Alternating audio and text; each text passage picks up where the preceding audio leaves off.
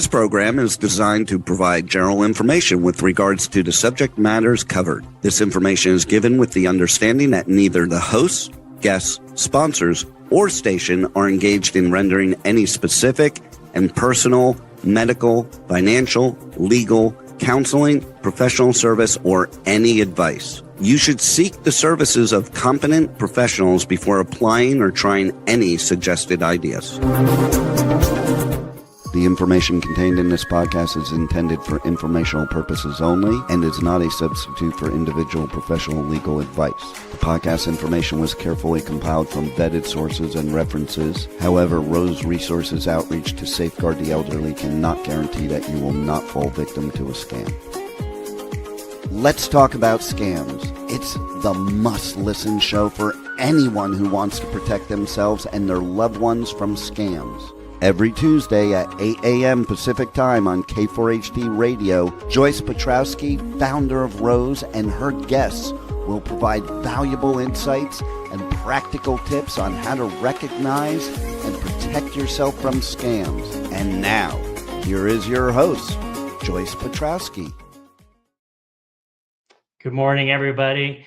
My name is Brian Watson, Community Outreach Specialist with R.O.S.E Resources Outreach to Safeguard the Elderly, and I have the privilege of sitting in today in Joyce's chair next week as well. I appreciate the opportunity, and thank you for tuning in.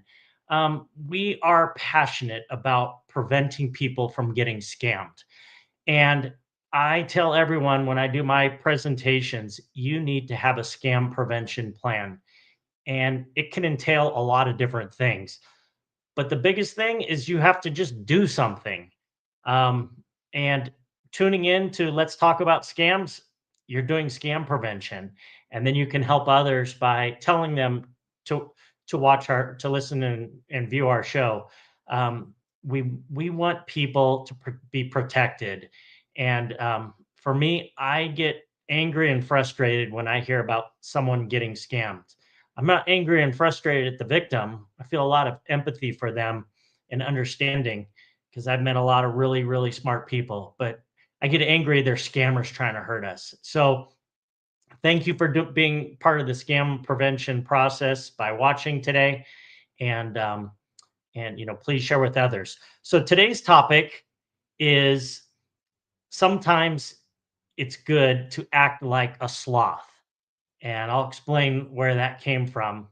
But I'm going to talk about a scary phone call that I received in September at about 12:45 a.m. It was on a Saturday night / Sunday morning. Kept my cell phone right by my bedside, and it rang.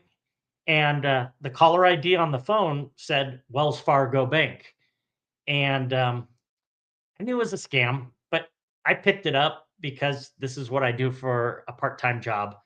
And I answered the phone, and it was a recorded message from Wells Fargo Fraud Prevention.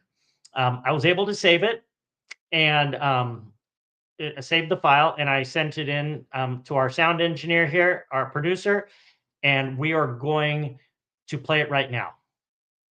Hello, this is Wells Fargo Fraud Prevention. We're calling to verify a recent transaction on your account. Did you authorize a purchase of $227.49 at Best Buy on September 7th, 2025? If you recognize this charge, press 1. If you do not recognize this charge, call us directly at 1-833-325-1023. That is 1-833-325-1023. Thank you for being a valued Wells Fargo customer. Wow. Thank you, Juan. That was great. We're able to do that. So let's talk about that recording. It was a female voice saying they were calling to verify a $227 charge at a well-known big box store. If I recognized the charge, I was told to press 1 on my phone. And if I didn't make the purchase, I was instructed to call a number that they provided. And then did you notice at the very end, the lady thanked me for being a valued customer.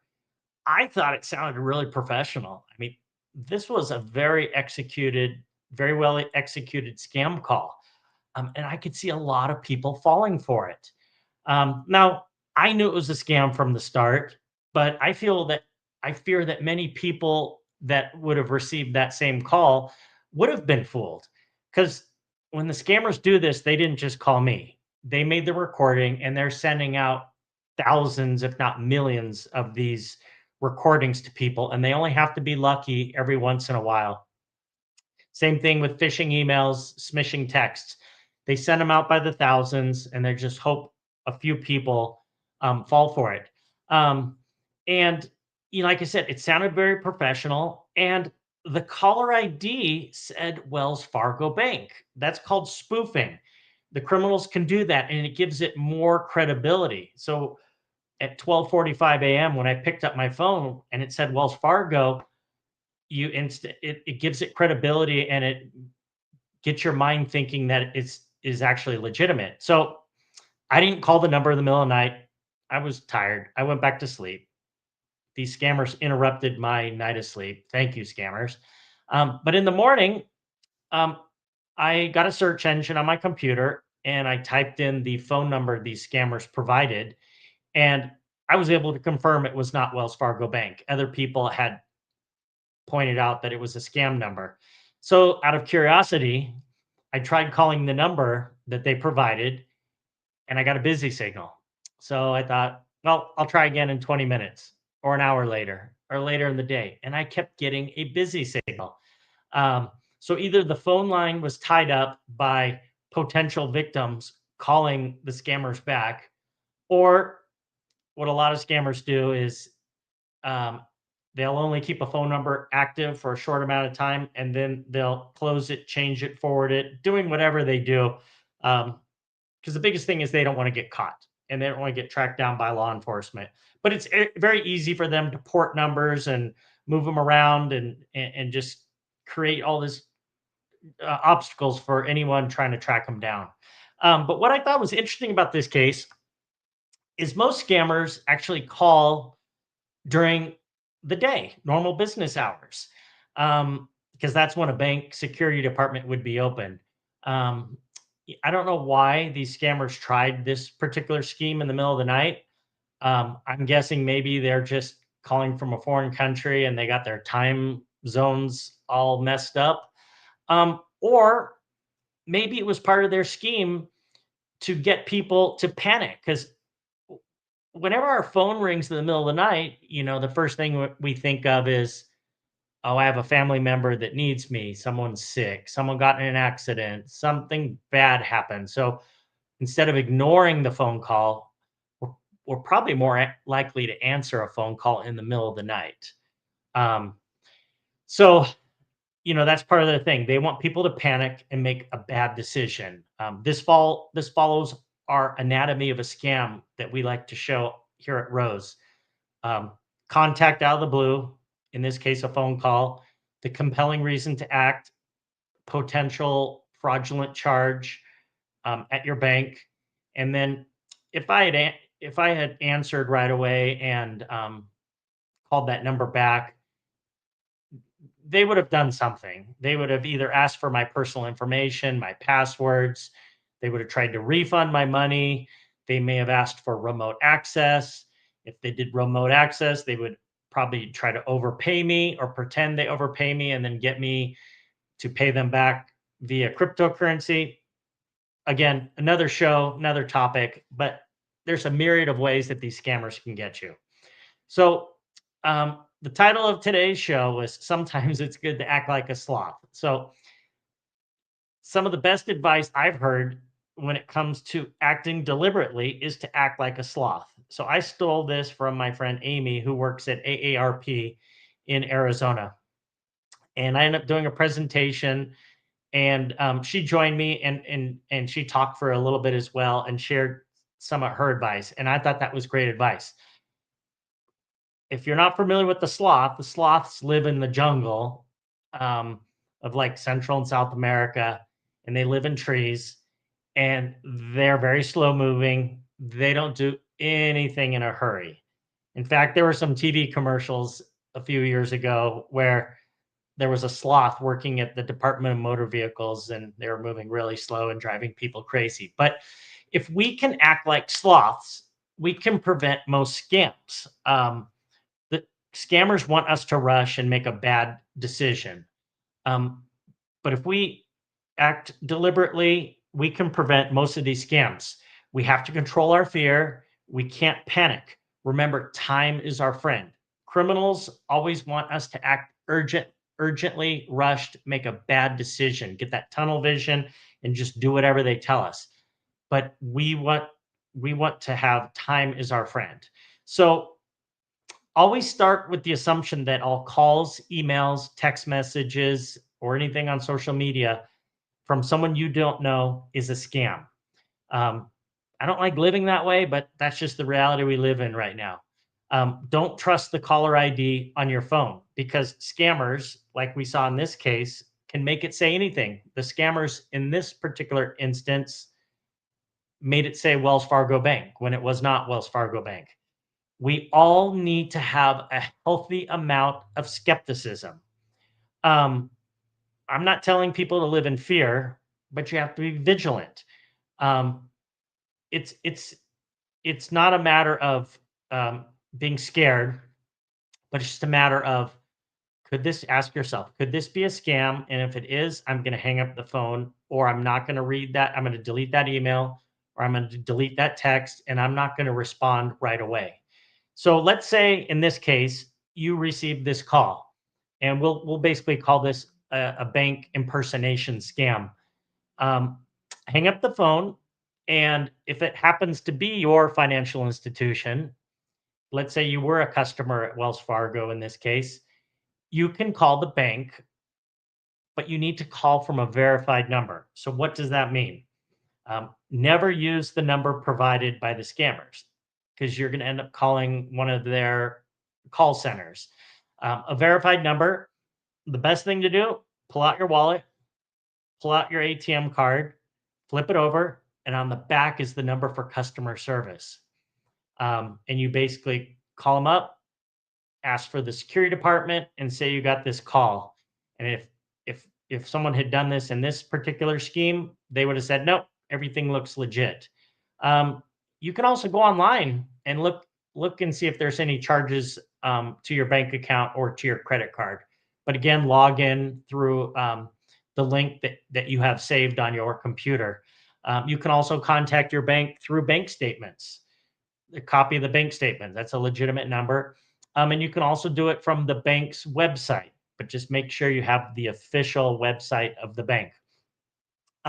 So this phone scam, the reason why it works is because responsible adults pay their bills on time, and responsible adults respond when they see a charge that's not accurate. Um, and that's what I found out. It's like law-abiding citizens who are financially responsible are the ones that fall for these types of scams. So you need to resist the urge to act in a hurry. You just take your time, and if you control your emotions, you will not be a victim. And the last two pieces of advice I want to share is take a break. Um, Anytime you feel like you're being rushed or you're being scared or someone's telling you some bad news like your the money at your bank is in trouble, take a break. So that means hanging up the phone, turning off your computer, going for a walk, go out to dinner, sleep on it, go to bed. Can always, it's just a little bit of money, like $227. We're not going to panic over 227. Um, and then phone a friend. Everyone here, everyone needs a phone a friend. And in my case, like my parents know, they can call me anytime if they have a question about their money, email, texting. It's just good to have a second opinion. And that's part about taking a break. You're getting away from the situation. Um, my phone a friend when it comes to technology stuff is my son. He's a computer whiz and he could walk me through anything and get me straightened out. And then let's say you don't have a phone a friend for some reason. You can call your local police department.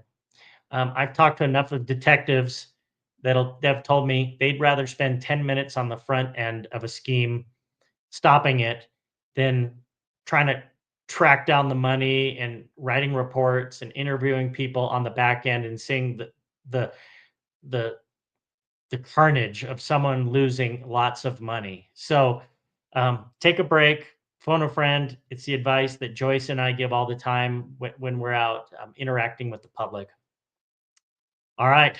Last thing we ask for scam prevention, please, please, please sign up for our monthly email at R.O.S E. You go to roseadvocacy.org. Right on the bottom of the front page, you can sign up for our monthly newsletter. It's free. All we need is your name and your email address. If you like it, share with your friends and tell them to sign up. If you don't like it, you can unsubscribe and we won't have our feelings hurt. But guarantee, I know you'll find this information valuable. It's worth reading every month just to stay up to date in scam prevention, just to have that in the back of your mind, being ready. So when you get that call, when you get that email, when you get that text message, you know how to react. You've mentally practiced what to do. And trust me, this small amount of time you spend will save you lots of money and stress and the fear and anxiety of being scammed. And that's all I have today. Appreciate everyone tuning in. Please share this with your friends, someone that you know that could use this information. And I will be back next week with some more valuable information. Thank you for tuning in to Let's Talk About Scams. Well, that's all the knowledge for this episode. Tune in every Tuesday at 8 a.m. Pacific Time on K4HD Radio at k4hd.com as Joyce explores a variety of knowledge so you have the power to make scam protection your healthy habit. And until then, feel free to reach out to Joyce and let's talk about scams.